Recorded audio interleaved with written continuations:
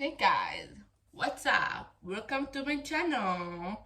This is gonna be a video to my blinks, and I wanted to do this review for a long time. I just didn't know how to do it. I don't know. I wanted to do a review about the music video first and everything, but I decided to just go with it.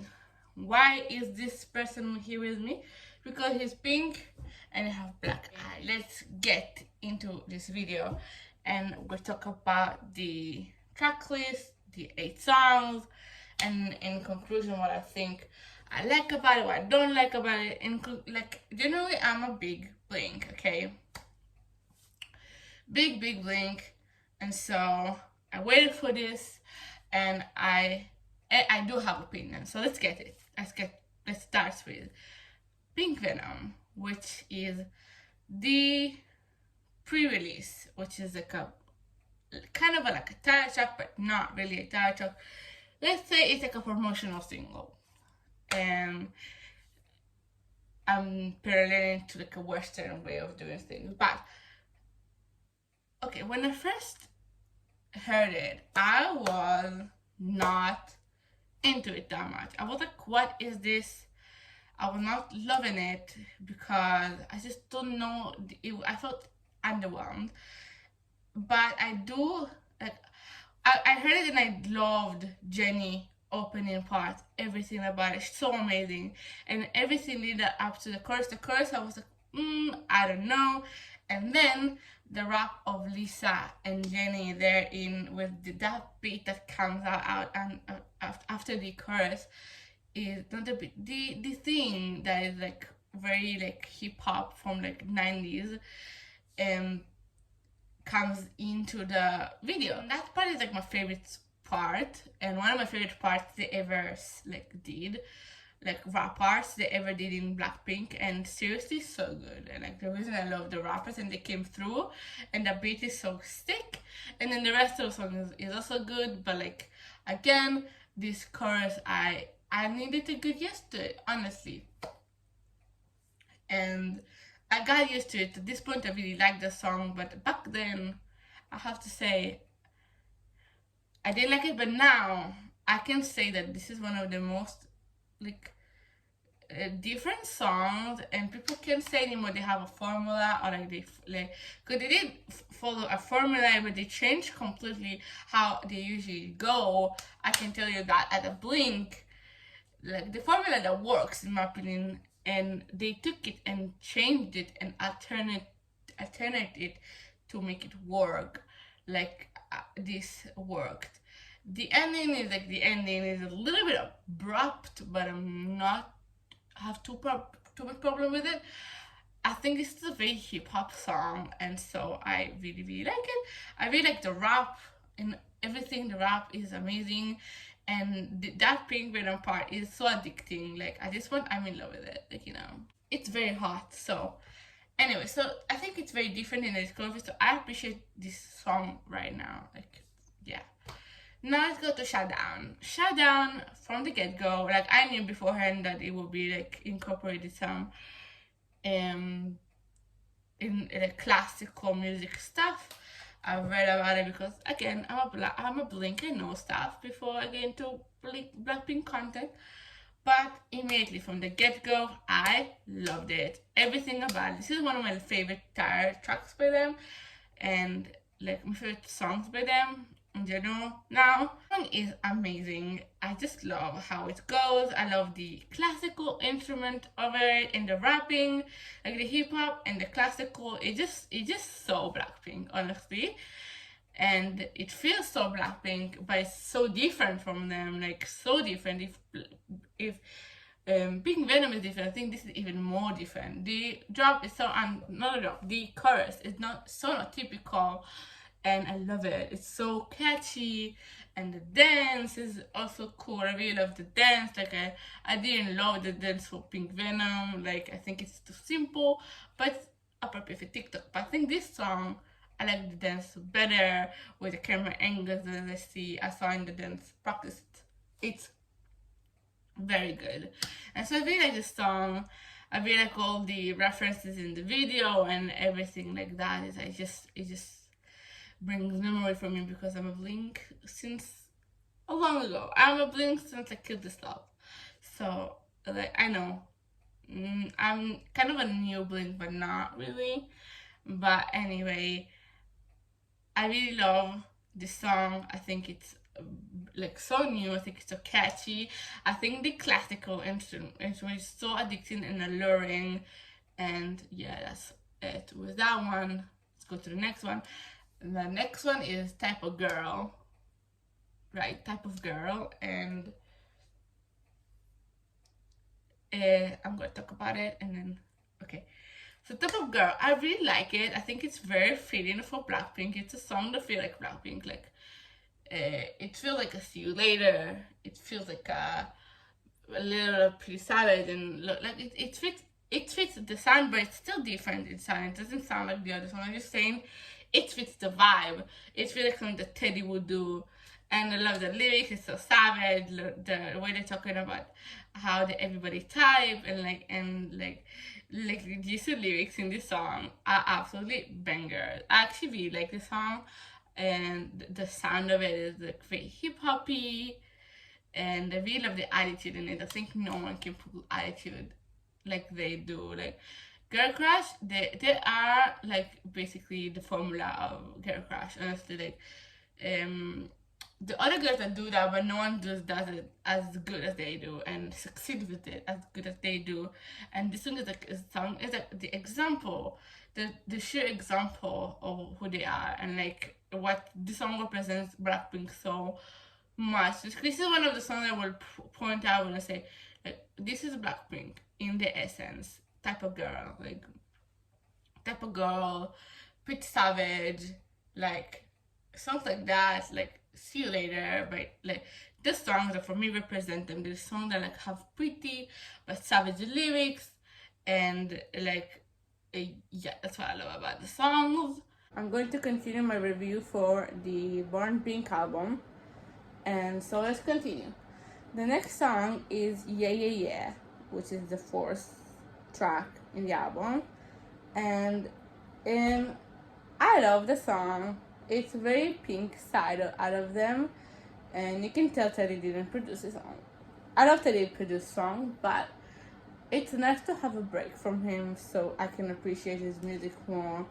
If I have more song that sounds different and expand upon the Blackpink sound, because the Blackpink sound indeed, Blackpink definitely have a sound. You know it's a Blackpink song when you hear it because of various reasons, but like Teddy is one of them, and this song is very different, but it still feels like very Blackpink take on like the whole like 80s and retro thing that is a thing in K-pop.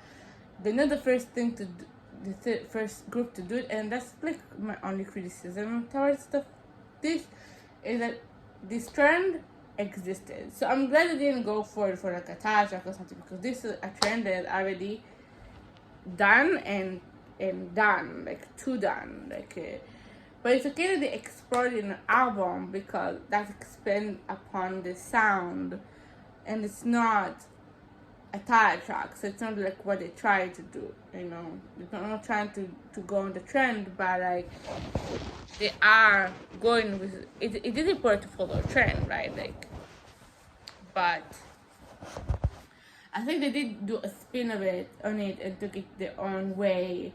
And I really like the song. The voices sound so good, and it's such a vibe, such a bop. A very easy listening song to me, and yeah, I really like it. It's a very good song. Yeah. So, Hard to Love. This song is a solo by Rosé, and I have to say something that I have a problem with YG here. Is I don't have a problem that there is a solo. I just have like a problem. Why didn't they say anything beforehand? I think if they said something, I could have been prepared, you know, and wouldn't be shocked that she have a solo. But let's not get into it. The song. The song is my favorite solo song by her, and I like Underground a lot.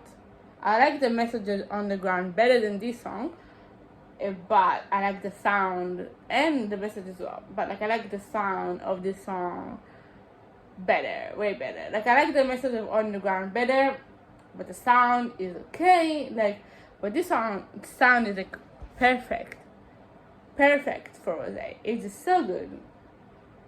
I love the English lyrics. I love how it goes. The chorus is like a little bit retro, and it's very rockish. There's a lot of rock guitar elements to it, and she sings so well over the song. Her voice sounds so smooth, like a butter, and I just love her. The whole song show a side of her that we all wanted to see. I think she didn't get to explore that much in her debut, although I think her debut is great. It is a debut, right? A debut should be a great debut, but it should be enough to keep you interested in the person. I think this is a great like development and a great song, honestly. And I'm very proud. And I'm very proud on this song and on Rosé. So, yeah, good song. One of my favorites in the album. But anyway, the next is The Happiest Girl, and this song is like a sad song.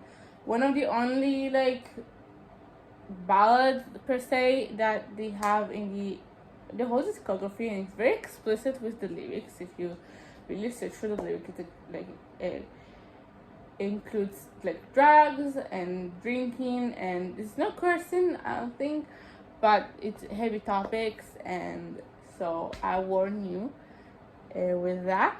But the vocals in the song by each of the girls, but primarily my bias in Blackpink is Jisoo, and she is the highlights of the song. Her high notes, not high notes, their falsettos and high notes, and the thing she makes me feel with that voice is what I wanted from her for so long, and I'm so happy she's finally able to showcase it. Like, she showcases her vocals in the past, but this is like another level, and I'm so proud of her. And the rest of the girls are singing amazingly. The emotion that they have when they sing these slow songs, any slow song, but they really good, specifically good in this one, in portraying the emotions of the song. Maybe they're not the biggest vocalist of the century of K-pop, but I can tell you, they're the most touching one. They're one of the most emotional singers. They sing and you feel what they sing. At least I feel it. Like, it touches me, because out of all groups, they go through so much bullshit, but you feel the emotions, and then it really picks up with the keychain at the end, and they sing with so much heart and ache, and Jisoo again kills it, and we get to see Lisa sing more as well in this album, and I think that's everything. That's clearly everything. So yeah. So no one keeps on tally at the 101, which was like Tally. So Tally by Blackpink is, I think, like top 3 songs in this album. I don't know in what order, but like top 3. I love the message of the song. They say fuck it so many times. And you can feel each of those so much. Like, oh my god, you feel the anger, and again, all the bullshit that they go through as like a group that is so high up there, as a girl group that is so successful, and they get so much hate for everything. But it is what it is. This is how success works, right? But that doesn't make it less painful. It for me as a fan to watch them go through that when they don't deserve it, when they're the sweetest girl, honestly. So I'm just glad that they have a song when they say that they say fuck it. They say I say fuck it when I feel it, and because no one keeps Santali are the one on one who's who are like, and I ain't gonna conceal it. While I'm talking all the shit, I've been getting mine. Like every single song lyrics hits, and it's a diss on the haters, and you should be ashamed of yourself for spending your time on hating, because nothing comes out of hating, and also criticizing. Like there's so many criticism towards them, and I know criticism is valid and it's okay to criticize, but people just criticize and criticize and criticize. This criticism when you want good for someone, or like you want to get your opinion out there, it's okay, but like there's that, and there's an ill-intended criticism that I read about it. It's not positive. It's bringing nothing but negativity to the table, and it makes nobody feel good. Because if you don't like a song, just move on to and give love to another song that deserves it, for in your opinion, instead of wasting your time and destroying everybody and mood. I know everybody entitled to their own opinion, but I don't think I agree with that thing of like, if you are only going to bring negativity to the table, you should not be allowed, in my opinion, to get your opinion out there. Like no, or you should, but it should be very, very filtered, in my opinion. Not every comment should get to the artist. You could just stay there. You could set your opinion. You should not get to the artist, because it's not fair that it goes to so much hate. But I love that they address that in the song, and the way it makes me feel. I'm glad because I can sing it, and it makes me feel better. Okay. So this is why I love about song. Like to say, I would do whatever I want. We all know the Jenny and V controversy thing.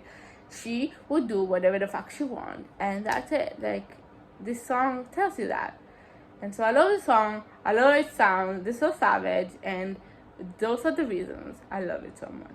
Anyway, next, ready for love. Okay, I have issues with this. I think we all waited for so long for this song to come out, and then it came out, and we were given with it in this album. But I think we all agree that it's like, we wished for another song. Like, this could be a separate thing on Spotify. It shouldn't have been in the album, in my opinion. Although it does fit thematically, so I get why they put it in, but it's kind of like there, and like it's just there for like, and it's an okay song, but it feels like the album have a certain quality and it's dropped, and it feels like it's an old thing, because we know it's an old thing, so we know it's like a second-hand song, kind of a song that once was new and we were excited for, but it's been 2 years since that song, and it comes out now in the album instead of a new song that we could have gotten. So that's why it feels so bad. But the song itself, pretty good.